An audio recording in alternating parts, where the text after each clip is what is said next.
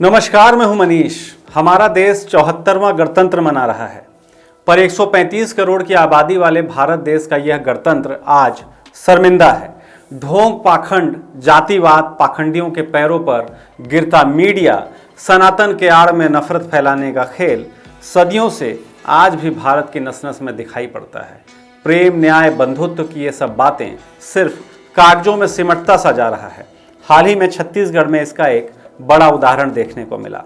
रंग बिरंगे परिधान में चुहलबाजी करता हुआ एक 26 साल का युवक सनातन धर्म की आड़ में पूरे देश को हिंदू राष्ट्र बनाने का दावा कर रहा है। मतलब साफ है कि कुछ समय में ही देश के 9 राज्यों में चुनाव है, इसलिए हिंदुओं की आस्था से खिलवाड़ जरूरी सा हो गया है। छत्तीसगढ़ में इसकी शुरुआत भी हो गई है। अपने पत्रकारिता धर्म को गिरवी रखकर सनातनी होने की बात कहने वाले तमाम पत्रकारों को यह भी समझना चाहिए कि यही मीडिया बाद में इन पाखंडियों की चड्डी उतारने में भी अपनी टीआरपी बटोरती है।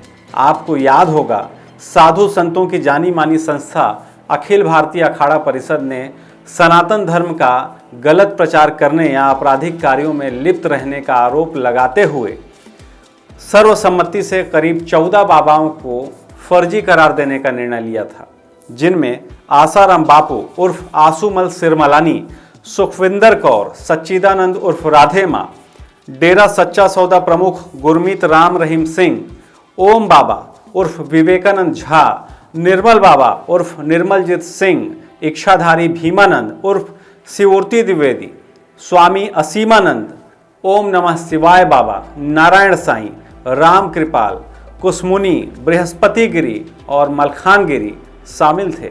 अब तो न जाने और कितने इस बाजार में जी रहे हैं, शायद सैकड़ों में हैं।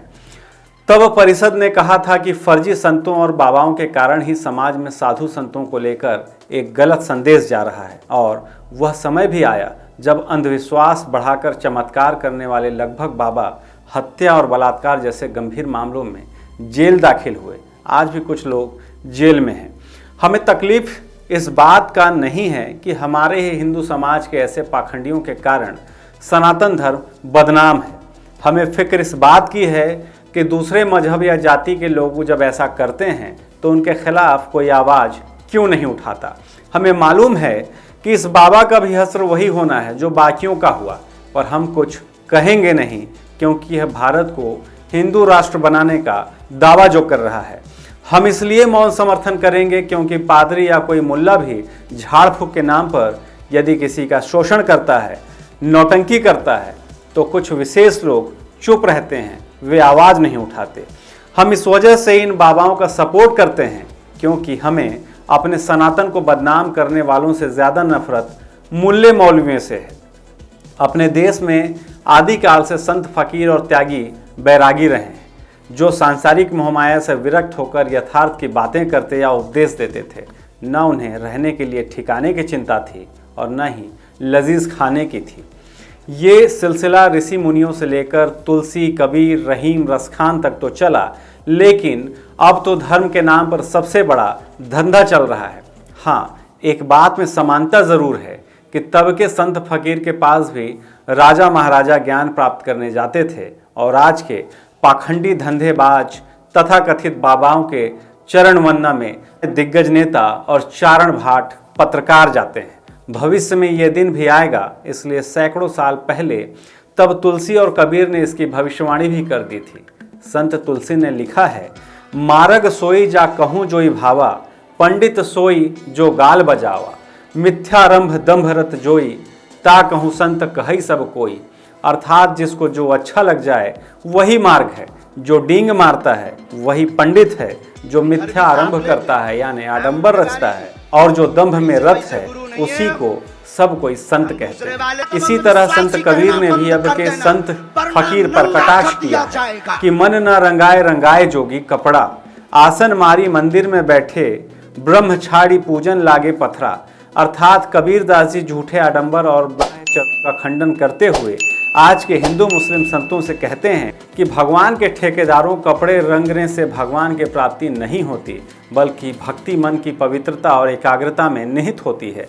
आज के संत और फकीर बाह्य आडंबरों द्वारा ठगते हैं और गुमराह करते हैं। वे मंदिर में आसन मारकर बैठ जाते हैं परमात्मा के नाम को छोड़कर मूर्ति पूजा में अपना समय और शक्ति लगाते हैं। संत कबीर ने एक दोहे में कहा, काकर पाथर जोरी के मस्जिद लई चुनाए, ता ऊपर मुल्ला बांग दे, क्या बहरा हुआ खुदाए। अर्थात ईंट पत्थर से मस्जिद बनाकर उसके ऊपर चढ़कर जोर जोर से चिल्लाने से ही क्या खुदा को सुनाई देगा? क्या वह बहरे हैं? जाहिर है, जाति धर्म कोई भी हो, तब के संत फकीर ढोंग, पाखंड, अंधविश्वास को मिटाने और सिर्फ यथार्थ को समाज के सामने लाने का कार्य करते थे। किंतु आज के वैज्ञानिक युग के 21वीं सदी में धर्म के नाम पर ढोंग, पाखंड, अंधविश्वास का व्यापार किस कदर हावी है आपके सामने है। महज साइकोलॉजिकल फिनोमिना के खेल को धर्म और ईश्वर के साथ जोड़कर नफरत फैलाने वाले ये बाबा काश ये बता देते कि देश के प्रधानमंत्री मोदी पत्रकारों के सामने पहली बार प्रेस कॉन्फ्रेंस कब करेंगे, और यह भी बता देते कि महंगाई कब खत्म होगी, बेरोजगारों को रोजगार कब मिलेगा, तो शायद यह राष्ट्रहित और समाज हित में होता।